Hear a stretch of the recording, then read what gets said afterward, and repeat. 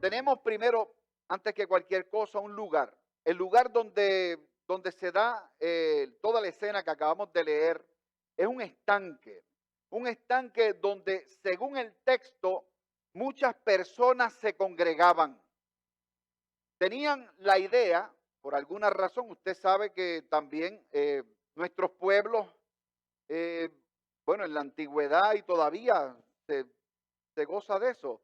eh, Vivimos y tenemos algunas supersticiones, ¿bien?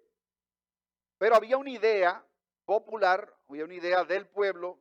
No me quiero enfocar en esto, pero hay quienes plantean el asunto de que eran aguas térmicas, que si las sales del agua, mil asuntos. Incluso hay unas versiones de la Biblia y otras versiones que usted ha leído, que usted posiblemente tiene y dice, pastor, ¿qué pasó? Saltaron un texto, el versículo 4 no está. Claro, Nueva Versión Internacional no lo incorpora porque posteriormente encontraron que el texto no estaba en escritos originales. Eso es rollo de los biblistas. Y el texto es la parte donde dice que bajaba un ángel de tiempo en tiempo, removía las aguas y la gente que entraba quedaba sana.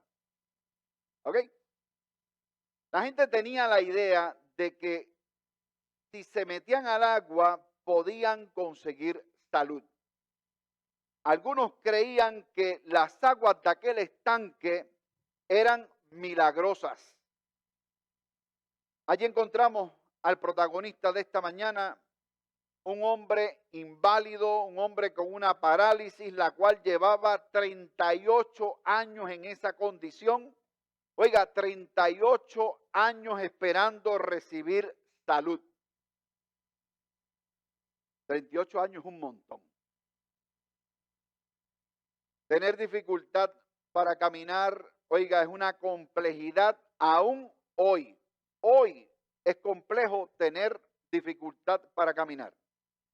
Aún con toda la tecnología que tenemos, aun cuando existen leyes para evitar las barreras arquitectónicas. Imagínense en esa época. No solo es la limitación de movilidad, o sea que eso es un problema en sí mismo.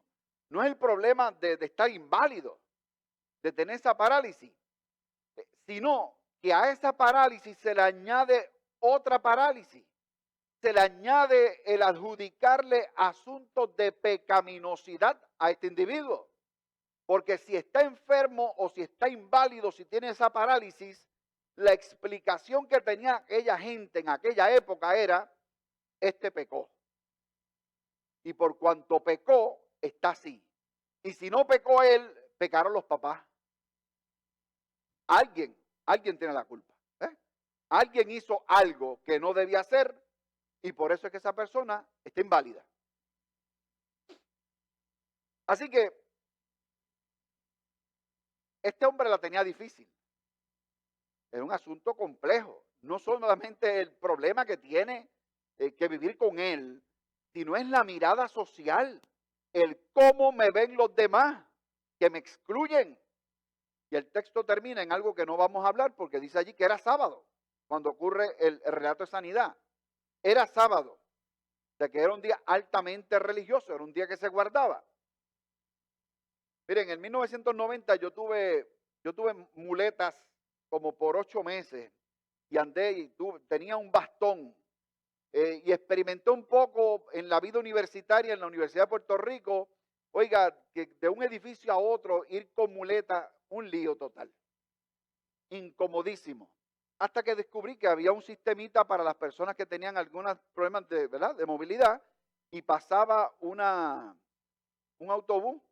Entonces, pues tú agarrabas y te subías allí, te llevaban a otro edificio. Descubrí ya bastante tiempo después de haber sufrido del tener que caminar de punto A a punto B, bueno, había ascensores en los edificios, pero lo usaban más que la facultad. Era para los profesores. Los estudiantes que se agarraran la escalera. Entonces, que con muletas subiendo por la escalera, que si tú no te balanceabas bien, te puedes ir para atrás. Oiga, una angustia. Eso terminó en un accidente automovilístico. Pues cuando ya me sentía que estaba bien, comencé a manejar, oiga, y le he destruido el carro, el primer carrito que mi mamá lograba comprar de un dealer, 0 millas, de regreso a mi casa, porque el mío era manual, el de ella era automático. Entonces pues ya cuando yo estaba bien, pues hicimos ahí un cambio.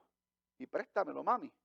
Préstamelo fue que el del frente frenó de cantazo, y como la pierna estaba operada no pude tener la rapidez, y oiga, y frené con el otro. El mío destruido completo, el otro, aquello, un Cadillac de esos, el dorado, que tiene como 2 pies de bumper, de esos que eran de hierro, ¿eh? Así que eso de tener problemas de movilidad es complejo. Pero allí tenemos al paralítico, tenemos al inválido. Oiga, que lleva 38 años esperando por salud, 38 años nada más. Lo que no sabía él era que llegó el día más importante de su vida, el encuentro más significativo que él podía tener, que llegó el día de su transformación total, el día de regresar o de insertarse en la vida, en sociedad. Llegó el día donde Jesús, dice el texto, que lo vio. Así como Jesús vio a Natanael, así como Jesús vio a Zaqueo, entre otros tantos, Jesús ve a este hombre tirado, ¿dónde? En el suelo, y se entera que lleva mucho tiempo, y le hace una pregunta que es simple, sencilla, una pregunta que es obvia, una pregunta que no, tal vez no debió ni hacérsela, porque obviamente era tan obvia la respuesta que para qué hacerle la pregunta. Pero, oiga, es una pregunta trascendental. Hay preguntas que son bien simples, que nos pueden hacer y erramos en la pregunta. Hay preguntas que son bien bobas, y puede ser que nosotros pues como que no respondemos lo que nos preguntan. Este hombre, sin nombre, recibe una pregunta que puede transformar su vida para siempre. La pregunta es tan simple que el maestro le pregunta, oiga, ¿dónde estaba? En el estanque, 38 años, en el estanque que le adjudican salud. Y Jesús le pregunta a este hombre, ¿quieres quedar sano? ¿Usted ha visto el muchacho, usted ha visto los videitos de ese, del muchachito de allá de África que... ¿Sabe de lo que hablo, verdad? El trigueñito él sí, que el negrito que tiene, que donde quiera aparece y está en cuanto video hay, y como que lo obvio, ¿no? Como que el estanque está allí. Mire, si la pregunta fue una pregunta como que muy simple, como que obvia, la respuesta es más interesante aún. La respuesta a una pregunta de que si quieres quedar sano, ¿cuál es la pregunta? ¿Quieres quedar sano? ¿Cuál sería la respuesta? Hay 2 respuestas nada más. ¿Sí o no? Si quiero o no quiero. O sea, es una pregunta cerrada. Y usted sabe que cuando se hacen preguntas cerradas, se contestan con sí o con no. Y usted sabe que cuando uno quiere hacer una pregunta abierta, es para generar diálogo. Entonces usted preguntaría, ¿y qué te pasó? ¿Y cómo fue? Se tiene que elaborar, no lo puede responder con sí o con no. Es una pregunta abierta. Pero una pregunta cerrada, sí o no, ya. El problema es que a veces no escuchamos bien la pregunta, o en ocasiones estamos tan concentrados en nuestro problema, oiga, que no respondemos la pregunta. Eso pasa mucho en la vida matrimonial. Hay ocasiones que no se escucha la pregunta, ¿eh? Y ya usted tiene el cuchillo en la boca con la respuesta. ¿Cuántas veces, hermano y hermana, respondemos otra cosa o respondemos con otra pregunta? ¿Te ha pasado eso? Te hacen una pregunta y tú preguntas, ¿Y por qué? ¿Y para qué? Pero contesta la pregunta. Johnny, ¿qué está pasando ahí?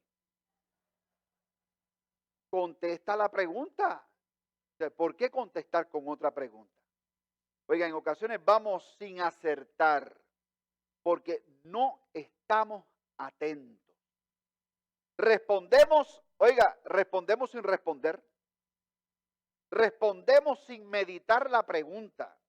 Muchas veces vamos por la vida sin prestar atención, sin tener enfoque. Aquí la pregunta era vital. Sin embargo, llama la atención la respuesta de aquel hombre. ¿Qué hizo este hombre? Este hombre decide dar argumentos, decide presentar excusas, decide hacer un racional del por qué él no se ha metido en el estanque. Eso no fue lo que se te preguntó. No se te preguntó por qué no te has metido al estanque. No se te preguntó cuánto tiempo lleva, no se te preguntó qué fue lo que pasó, no se te preguntó, bueno, por qué no has ideado un plan en 38 años. Nada de eso. La pregunta de Jesús fue simple. ¿Quieres ser sanado? ¿Tú quieres salud? ¿Quieres ser sano? Él cree, el detalle, él cree que tiene que justificarse ante Jesús. Le pasó como a algunos de nosotros cuando en ocasiones no respondemos las preguntas que nos hacen. Comenzó a mirar su problema, comenzó a mirar su situación. Estaba tan centrado en sí, estaba tan centrado en su desgracia que no escuchaba nada más. Totalmente enfocado en su persona, totalmente enfocado en su necesidad.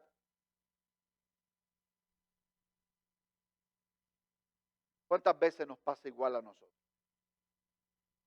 Estamos tan concentrados en lo que es el problema que tenemos, que no vemos hacia el frente. Estamos tan concentrados en la lucha, en la adversidad, estamos tan concentrados en nuestra desgracia, en nuestro dolor, que no vemos ni escuchamos. No entramos en razón. Es más, somos incapaces muchas veces de ver la solución al problema y la solución la tenemos delante, cerca, al alcance. No vemos la solución. ¿Por qué? Porque estamos concentrados en el problema. Aquel hombre tenía en su mente cómo debía ser la solución al problema que él tenía y no lograba considerar otras opciones. O sea, la explicación que él da a la pregunta es el cómo él entiende que su situación se debe de resolver. Pues entre que pasa y pasa, otro es más ligero que yo y ¡blup!, se metió al agua. Él tenía toda una idea, un imaginario de cómo era la solución al problema que él tenía, de que era inválido. Y él no lograba mirar otras opciones fuera de lo que él pensaba que era la solución. ¿Me sigue? Pero amada iglesia, ¿no cree usted que era tiempo ya de explorar nuevas posibilidades? ¿No era tiempo, después de 38 años, de explorar otro camino? De mirar y de considerar alguna otra cosa. Hoy nos pasa, yo creo que lo mismo. Estamos tan enfocados en lo que me está pasando, en la lucha que tengo en casa, el problema con los hijos, el problema económico, el problema con lo esto, con lo otro, que perdemos la noche entera pensando en cómo voy a hacer crecer mis ingresos para poder pagar las deudas que tengo, como si con perder las horas de sueño el banco me va a adjudicar alguna cantidad de dinero por perder horas. Y la cuenta de banco no sube y al otro día a las 8 de la mañana usted tiene la misma cantidad de dinero que tenía el día previo a las 9 de la noche. No crece. Y en el banco el dinero donde menos crece. Así que hermano y hermano, hoy nos pasa exactamente como este hombre. Aquel hombre estaba acostumbrado, este es el otro asunto social de la época.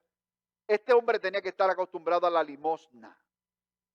Este hombre tenía que estar acostumbrado a la ayuda externa, solo piensa que de esa manera puede vivir.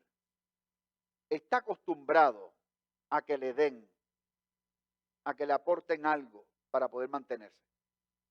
¿A cuántas personas nosotros conocemos? ¿Cuántas personas usted conoce que son exactamente igual? Se han acostumbrado a que alguien le dé, a que alguien le ayude y no son capaces de ver el potencial que tienen en sí mismos. Cantidad de gente saludable son dependientes de otros emocionalmente. Cantidad de gente va por la vida mendigando amor, compasión, pena, lástima. Hay cantidad de gente así. Muchas personas terminan, amada iglesia, acostumbrándose a la subvención, acostumbrándose al mantengo o acostumbrándose a la ayuda externa y dejan de ver el potencial que tienen en ellos que ha sido puesto por el Señor. No ven lo que tienen. Y yo no digo que no es importante ayudar. Dios me libre. La iglesia está para servir. La iglesia está para caminar al lado de los que sufren, de los que no tienen. Ahí es donde somos iglesia. Pero hay alguna gente que no descubren que esos procesos deben ser temporeros, deben ser procesos del momento para yo moverme hacia algo mejor, más seguro, más estable y obviamente pues dejar eso y posteriormente convertirme en alguien que pueda ayudar a otros y a otras.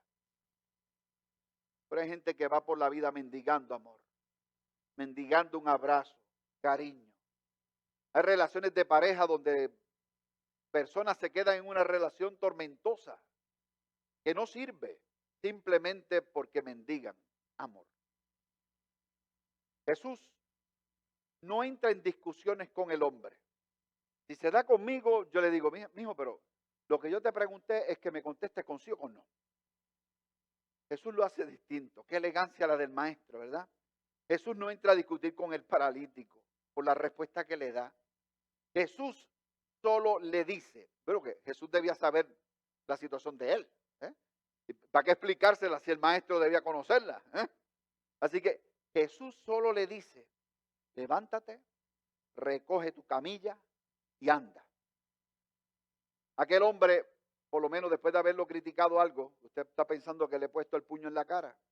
Aquel hombre, por lo menos obediente, quedó sano, tomó su camilla y anda. Así que, amada iglesia, hoy tenemos, yo creo que distintas parálisis. Montón de gente anda o por lo menos se encuentra inválida en la vida.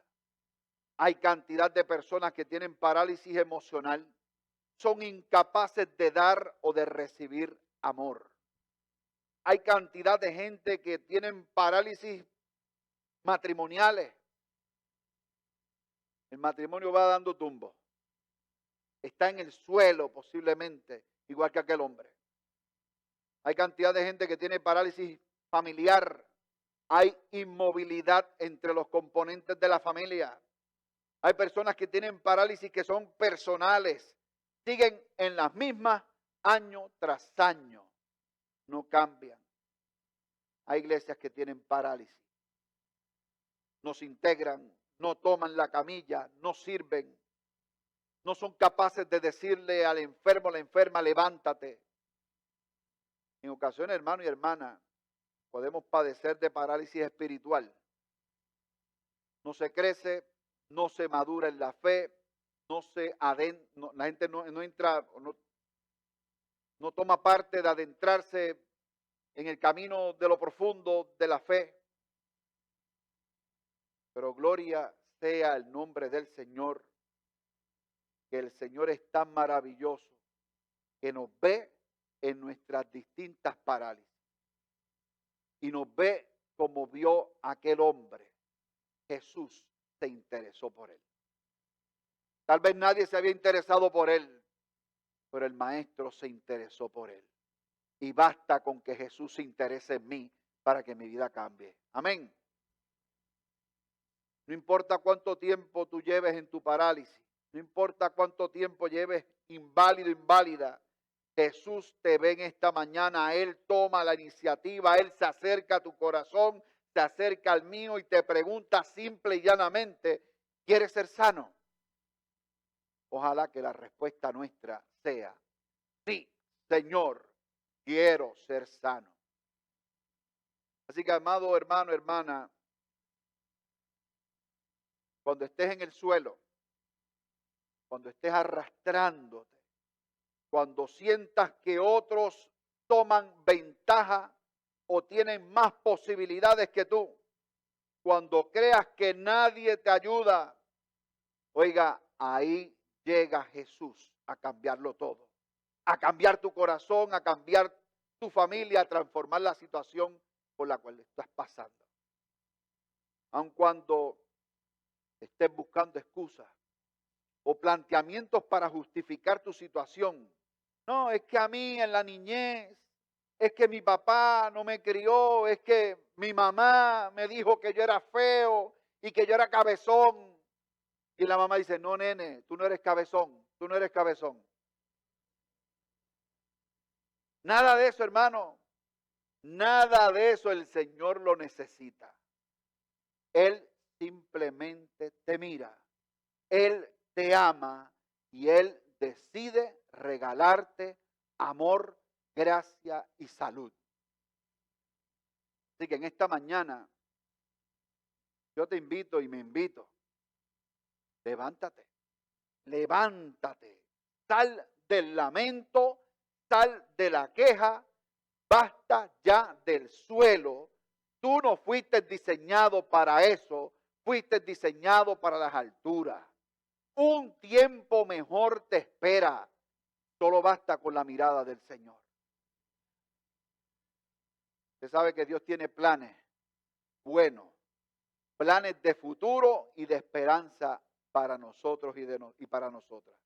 Que a Él sea la gloria siempre y que podamos comprender que el Dios nuestro posa su mirada sobre nosotros, nos ama de manera única y particular. Amén. Que Dios les bendiga.